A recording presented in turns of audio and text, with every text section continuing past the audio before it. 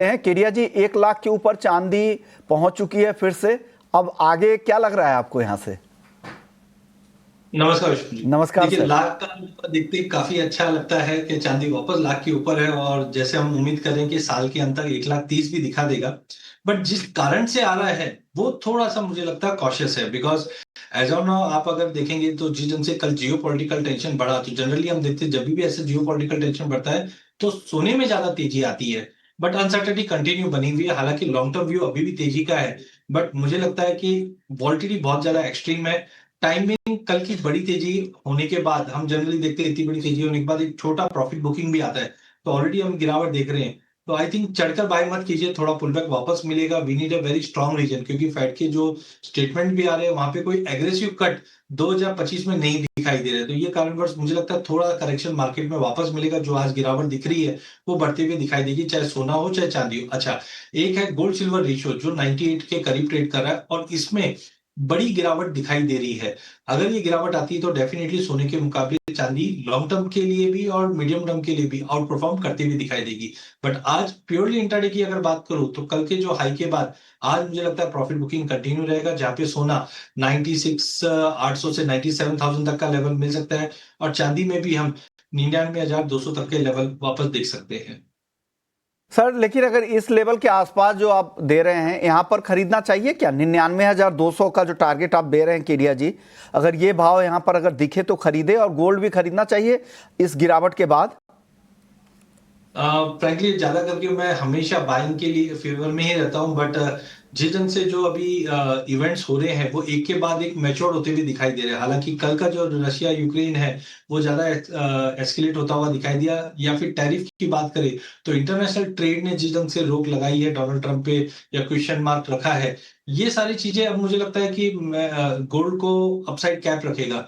तो I think 99,000 पे भी मैं बाइंग नहीं, हाँ एक बार 94 95 का लेवल मिलता है तो फिर से देखा जाए बाइंग करने के लिए। But as of now long term के लिए बाइंग नहीं। इंट्राडे एक अलग चीज होती है विष्णु मोहन जी, कि हमने बाई किया, स्टॉप लॉस लगाया, 500,000 रुपया ऊपर नीचे में निकल गए।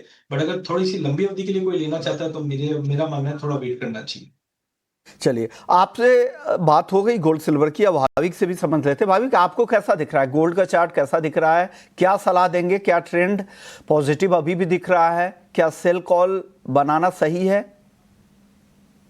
Good morning Vishnu ji. देखिए, अगर फंडामेंटल्स और टेक्निकल देखें तो वो थोड़े दो डिफरेंस जा रहा है। कि जहाँ पे फंडामेंटल अगर देखें तो अभी भी स्ट्रांग है, बट टेक्निकली ये दिखा रहा है कि गोल्ड वापस से ओवरबॉट हो चुका है, तो यहाँ से थोड़ी शायद कंसोलिडेशन हो सकती है। पहले भी हमने देखा कि जब जब भी गोल्ड में एक स्ट्रांग रैली आती है तो उससे दूसरे दिन अगर देखें तो थोड़ा कंसोलिडेशन या नफा वसूली आती है। बट ओवरऑल अभी भी फंडामेंटल्स काफ़ी स्ट्रांग है। जैसे कि इंडिया जी ने भी बताया कि अपसाइड थोड़ा कैप हो सकता है, क्योंकि काफ़ी जो ये टैरिफ की अनसर्टेनिटी है वो मार्केट ने थोड़े एक्सपेक्ट की है। बट ये वीकेंड पे जो रशिया और यूक्रेन का एस्केलेशन है वो कहीं से मार्केट ने एक्सपेक्ट नहीं किया था, और वो आगे जाके भी लग रहा है कि शायद और ज़्यादा ही एस्केलेट हो सकता है। जिसकी वजह से मुझे लग रहा है कि गोल्ड में अभी कोई ज़्यादा गिरावट नहीं आ सकती है। आई थिंक इंट्राडे दोनों गोल्ड और सिल्वर में ऑप्शन के वाया कॉल के वाया बाय कर सकते हैं, क्योंकि अभी भी अगर आज मॉर्निंग में भी देखें तो लो के बाद थोड़ा बहुत हम देख रहे हैं कि कवर हो रहा है, और मार्केट में एक्सपेक्टेड है कि इवनिंग में भी शायद कवर हो सकता है। कल यूएस के जो मैन्युफैक्चरिंग पीएमआई है वो भी वीक आए हैं, तो आगे जाके एक्सपेक्टेड है कि यूएस की इकोनॉमी भी थोड़ी स्लो डाउन हो सकती है, जिसकी वजह से शायद फेड जो है वो थोड़ा एग्रेसिव हो सकते हैं रेट कट के लिए। तो इंट्राडे मैं दोनों में बाय की रिकमेंडेशन करूंगा। गोल्ड मिनी 98,000 का जो कॉल ऑप्शन है वो अगर थोड़ा डिप मिलता है इंट्राडे 1240 के करीब तो बाय कर सकते हैं 1500 के टारगेट के लिए, और 1,000 का इंट्राडे स्टॉप लॉस रहेगा।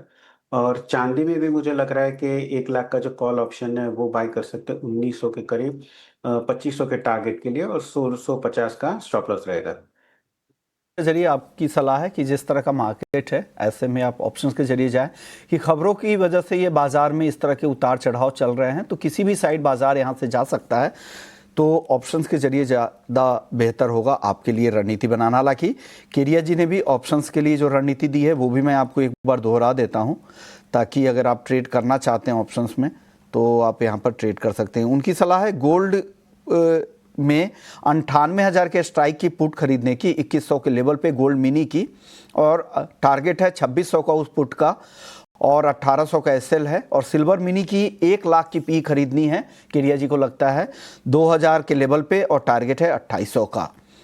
कच्चे तेल की बात करते हैं, यहां पर भी काफी खबरें हैं। एक तो सप्लाई की चिंता है कनाडा से वाइल्ड फायर की वजह से, दूसरी सप्लाई की चिंता है न्यूक्लियर डील पे बात बन नहीं पाई यूएस के साथ ईरान की, वहां से सप्लाई की चिंता है, और रूस यूक्रेन तनाव से रूस से सप्लाई को लेकर चिंता है। और आगे हो सकता है पाबंदी भी बढ़े, जिस तरह से अगर रिटेलिएटरी कुछ एक्शंस देखने को मिलते हैं रूस की तरफ से तो डेफिनेटली इसके बाद कुछ और पाबंदियां भी आ सकती हैं। आप बताइए केडिया जी, क्रूड में कैसे ट्रेड करना चाहिए, क्या ट्रेड है, फ्यूचर्स में क्या है, ऑप्शंस में क्या मौके हैं सर? ठीक है जी, बिल्कुल आपने सारे पॉइंट्स लिए। इसमें सबसे इंपॉर्टेंट है वो ओपेक बैठक है। ओपेक बैठक कंटिन्यू उन्होंने किया है कि प्रोडक्शन हम जुलाई में भी कंटिन्यू रहेगा, उसकी वजह से अपसाइड कैप रहेगा। लेकिन रशिया यूक्रेन ये अनसर्टिनिटी वापस क्रिएट कर रहा है, यूएस ईरान ये भी कर रहा है। साथ में एक इंपॉर्टेंट है हरिकेन सीजन। इस बार अगर हम देखें तो गल्फ ऑफ मैक्सिको में इस बार हरिकेन सीजन काफी एक्टिव रहने की उम्मीद है, जिसके चलते हम देख रहे हैं कि अभी से ही मेंटेनेंस का वर्क किया जा रहा है, वो भी कहीं ना कहीं प्राइजेस को टेम्परेरी सपोर्ट कर रहा है। बट दैट डजंट मीन के प्राइजेस 66 के ऊपर ब्रेंट में तेजी आ जाए। तो मुझे लगता है जो अब तक हमने पिछले 4-5 महीनों में देखा है कि प्राइजेस नीचे में 60 या 61 के नीचे भी नहीं टिक पा रहा है और ऊपर में 65-66 के ऊपर भी सस्टेन नहीं कर पा रहा है। M6 की अगर बात करें तो 5000 से 5500 का जो रेंज है उसी रेंज में मार्केट मूव करेगा। हालांकि आज मार्केट मुझे लगता है कि बाय ऑन ड्रॉप की रणनीति बना के चलिए, जहां पे 5340 में लेके चलिए, 5250 का स्टॉप लॉस रखेंगे, 5460 का टारगेट रहेगा।